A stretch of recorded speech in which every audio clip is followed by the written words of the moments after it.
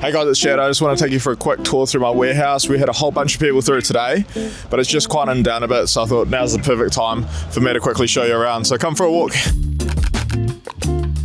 If you come through, we got spare parts for customers. These look like roof panels. We actually help fix the customer's wall. So we like to use the warehouse as a bit of a workshop as well. It will constantly be fixing things, upgrading things. Let's say they buy a tiny home or an office and the cabinetry inside it gets broken, then we can send them a replacement. Or if they want some sort of upgrades, then we can get them upgrades as well. We got one of our studio cabins here. This is super cool.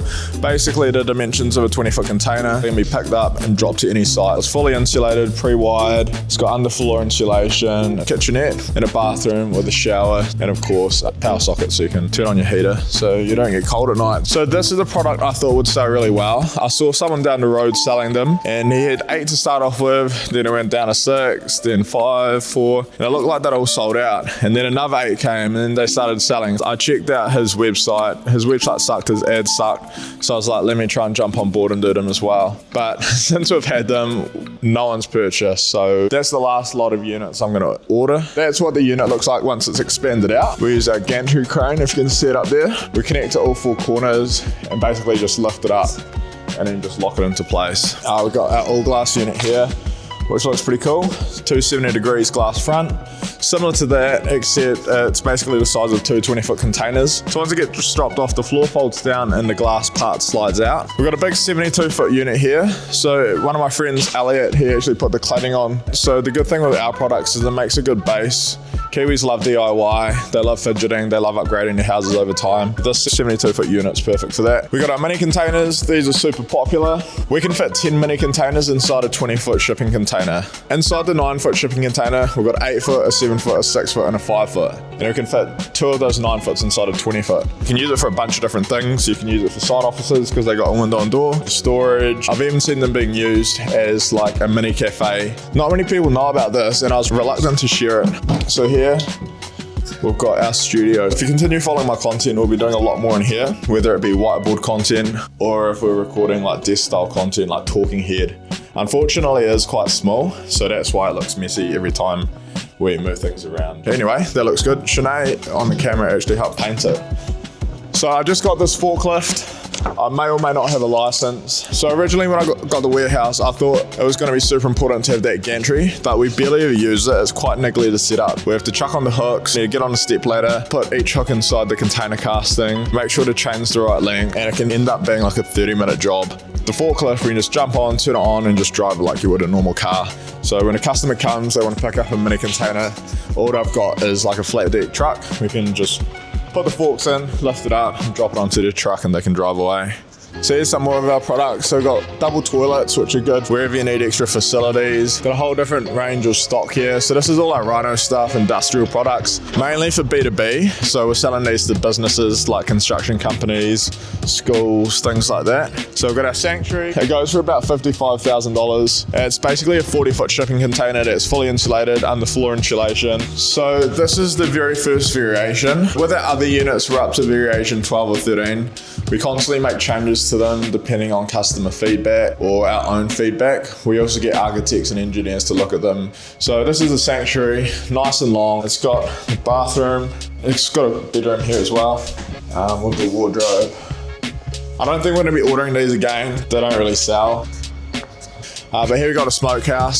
So this is our own sort of invention. We see a few people doing this in other countries. So this one we sent to our supplier, we sent them the ideas, we gave them references of the other companies doing it, and we got them to produce one for us. It arrived without the tiles, and it didn't look right. We got our own tile to come in and add those nice white tiles with the black grout, which looks really, really good. And one thing we're looking at adding as well is like an LED strip around here. So essentially what this is, if you haven't guessed, it's an outdoor kitchen that's portable. It's got a barbecue, gas cooker, bench top, sink that pulls out, cabinets, and a mini fridge. Perfect for entertaining. So these here, these are more sort of like side offices. So perfect for construction sites, or you can even turn it into like an Airbnb or a rental. Even a sleep out for your teenage son or daughter. Basically, it can be used for anything. It can have an open plan with or without kitchens and bathrooms. Easy to move around with the container castings. And you can even, if you've got a long forklift, get underneath and lift it up. And we got another designer pod. So this is basically what you saw inside. This is for a customer that's getting picked up next week. So this is our waiting room. I've already done a video on this. There is a bit of strategy involved here. Basically, we got the reviews. We've laid it out nice. We got the plants. We got the installation videos. We got the banners, customer photos of people that have been in. We've got one office there, so I keep my top percent stuff there. Taylor's there, sales manager. Got my office. So this was my first company, V-Trainer, basically a waist trainer for guys. Don't ask why I started it. Actually, that was my first one that was successful. I also started this clothing brand. So I made this when I was like 16. I thought this was really cool at the time. And then a hat that says low-key lifestyle. So I created this when I was about 17. And then I created V-Trainer when I was 18, 19. So I'm creating a top percent, which I'm not sure if any of you guys have seen other videos about. I don't think I've posted anything about it. I'm creating a product called Neuroflow, which is a super nootropic mushroom coffee. So these are the testers we did. It's still in progress. I think I paid the deposit for the unit about 5 months ago, and they're still waiting for one of the ingredients. Also some gifts that I've got from suppliers, from a finance guy. I got this when I climbed the Great Wall of China, which actually one of my suppliers took me to, which was really cool. So there's this old man that engraved it at the top, engraved that as well, which is like a picture of the Great Wall of China.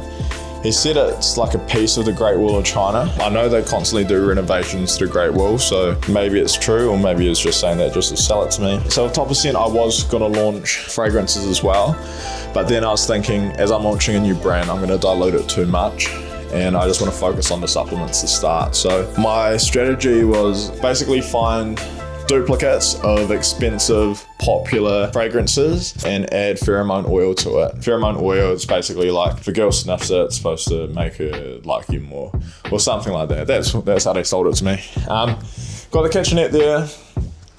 I've got merch for top percent. So I've got some hoodies, we've got some t-shirts, all with the logo on. And we've got Shanae's office here. So Shanae, who's actually got to deliver these gift boxes. Something I think is important when you're selling high ticket is to get your customers gifts. Spend 50 bucks on them, make sure they're happy, ask for a review. It should help minimize complaints, just because if a customer's got something that they're going to complain about and it's not too major, you give them a gift box for 50, 100 bucks, glass of wine, some chocolates, maybe some other goodies in there for them. If it's something minor, then they're probably just going to be like, okay, whatever. Also, it's good for helping get reviews, testimonials. You give them something unexpected and they feel like they've got more than what they paid for. Same with business partners as well, or business contacts, so like finance guys, insurance people, lawyers, just getting them a gift for like Christmas. I think it's good business. So yeah, that's pretty much everything.